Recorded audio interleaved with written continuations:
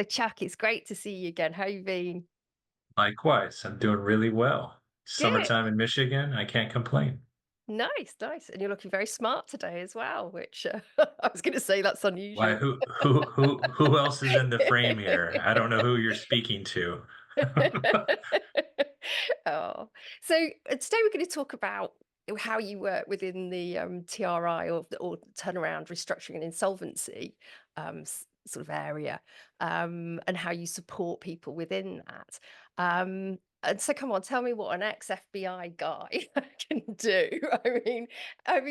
So a receiver comes and knocks on your door because that always happens. I know that happens, and they say, "I need help, Chuck. What are you going to do for them?" It does happen, and ultimately they come with unique problem sets every time. But they all generally stem from a distressed situation, right? You've got Yeah. a court appointed, more often than not, a court appointed manner, because individuals have not appropriately managed assets, appropriately managed a company, and creditors, investors, they kind of want their investments and interests managed well. And so, court appointed receiver may come to us and ask for assistance, quite frankly, helping them get a grasp and a handle on what may have been done well, but more importantly, what may not have been done so well, and help Right. identify pitfalls, maybe things that were ignored, maybe governmental compliance matters, depending on the industry, or just really get a better assessment of the status of the company or entities. If that makes sense. Yeah, I mean that's quite a lot, isn't it? I mean, Could how do be. yeah, that's a lot of stuff that you get involved in. So is that a lot of really digging deep? I mean, because that's what you do, isn't it? Dig deep. Ultimately, so with any engagement, whether a turnaround matter, a receiver matter, a forensic matter, whatever the case is, we have to go in and really coordinate and collaborate with the prospect or client to get a 10,000 foot view. And then through collaboration, really begin to narrow our focus in areas of importance. And so that's where you know, to make it very simple, I'm not going to dig deep in immaterial matters or immaterial numbers or immaterial information, but making that determination whether something's material or immaterial is really through a lot of dialogue and interviews and conversation with key stakeholders, you know. Right. So what you're talking about is somebody who's perhaps or there's something that's not gone, it's not quite honest. I think is the word I'm looking for. Maybe there's something a bit dodgy there. I mean, I've come across fraud in business. So and I think insolvency and so on is an area where you see a lot of fraud, isn't it? And what I saw when I came across it and what shocked me was the sheer number of accounts. I mean, we Hmm. came up with 29 accounts ourselves, just going through and seeing where all this money was going. And every time we looked, they were big sums. It was like a different account again. Are you thinking, how? How's this happened? I mean, this was going back to the days of paper statements, so Right. it was a while ago. But how? I mean, how do you deal with something like that? I mean, you must see that a lot. Oh, for sure. And as you alluded to, sometimes it is very crystal clear fraud. Sometimes it's incompetence. Sometimes it's um, lack of, well, let's just summarize it, incompetence. So there's not always a nefarious motive. Oh, that's a much better word. More often than not, it is. Yeah. Um, so a recent engagement, and this was a first for me, over 300 bank accounts. So 300. You couldn't even yeah, administer that many. I mean, that's right. just Which is part of the problem. What's the point of, and this was not, quite frankly, that large of a company, but begs to question why? Yeah. And then Why? the controls or lack of controls around all those accounts. And again, why? You know, and just because inherently there's so much inefficiency in that sort of setup. But yes, oftentimes there's a lot of accounts, um, a lot, and that ultimately facilitates a few different ways to hide nefarious transactions, right? Yes. Yeah. So it just provides layers of complexity that more often than not are unnecessary. Yeah, no, I can really see that. And Yeah, I mean, when you see that, do you then start to track where that money's gone, or if you start to find transactions that for that sure.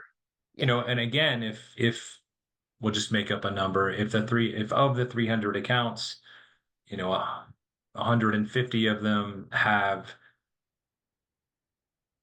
5% of the transactions, yeah, then you can take a skirt look at them, but you evaluate, it's definitely an evolution of, hey, where should we focus our efforts? We don't want to burn time where there's really no benefit of using our analytics and skill sets to evaluate. We really want to get to those areas biggest bang for the buck per se. yeah. And I can imagine, if you're going through an insolvency yourself, then the temptation is to try and protect as much as you can so that it isn't taken away. So that's when people start to misbehave, whether it's property or assets or whatever. I mean, I remember some years ago the Boris Becker case, Mm, and he was convicted, wasn't he, of the tennis player Boris Becker. I mean, he was right. convicted of hiding property and assets, and because when he was going through insolvency. So, it's so tempting that even, people in the public eye do it. So, I mean, you must see that a lot. And how do you go about finding them? For sure. It's really tracing assets, tracing monies, um, digging into communications, sometimes paper statements, sometimes electronic statements, lots of communications. You know, the the fortunate part is most people still have behavior. They have routines. They have certain things they do normally. And so when you begin to pick up anomalies in their behaviors, those are oftentimes clues as to where you may need to dig a little deeper. Um, but it's a lot of evaluation of, hey, historically, when the business was profitable or they were paying their bills, this is sort of the lifestyle, this is this routines, these are the normal transactions.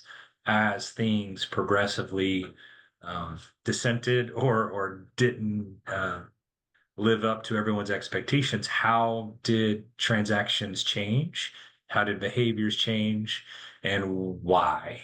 So those are it's really an art of evaluation and just a mindset of investigative mindset and analytics to begin to focus your efforts. Hopefully not wasting time. No, absolutely. It's the focus, isn't it? Of putting your time into the right things. And I guess that's where the art is, isn't it?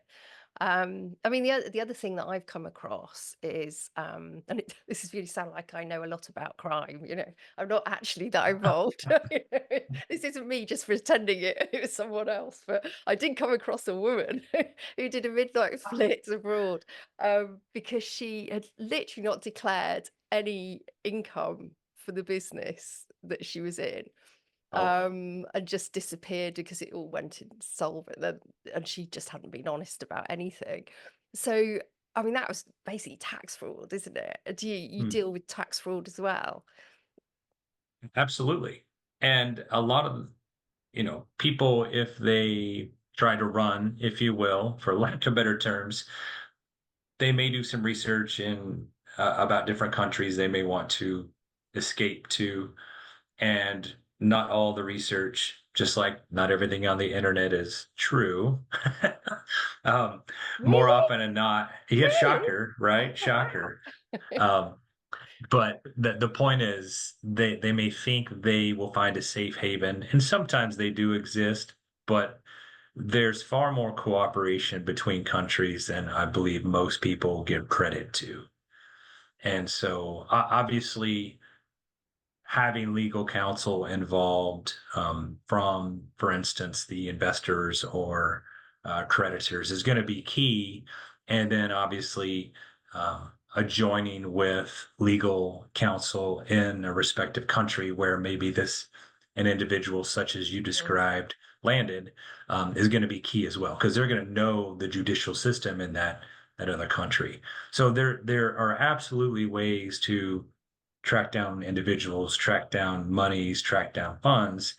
It may not operate the same in those other countries and territories as, say, in the States. So you've got to navigate those different avenues and forks in the road, and that's okay. That's why you lean on those other individuals, like in HLB network. They're going to Yeah. have some expertise in those locations for which they operate and live. Yeah, no, I can see that. So when you're working with a professional, because obviously professionals in this sector will bring you in, so lawyers or accountants or other people that are involved in this, and they need help. How do you support them with your work? A lot of the value we bring right off the bat is counsel and Okay. just to settle individuals' sort of racing thought processes and bring everyone into focus as to what the tasks are at hand. And then collaboratively determine material tasks, immaterial tasks, and really where we can make the best impact. Does that sound good? That's been really interesting, Chuck. I mean, that's very helpful. I'm sure anyone listening to this in the TRI sector is going to find that interesting and how you can contribute. So if anybody wants to get hold of you, where would they find you? Well, the easy answer is chuck.story@rehman.com, um, or just visit rehman.com, our website. That's the easiest way. No, it's been great to see you, Chuck, and hopefully see you again soon. I'm sure we will. It's, You as well. I look forward to it. Have a great day. I'll see you soon. Bye. Bye.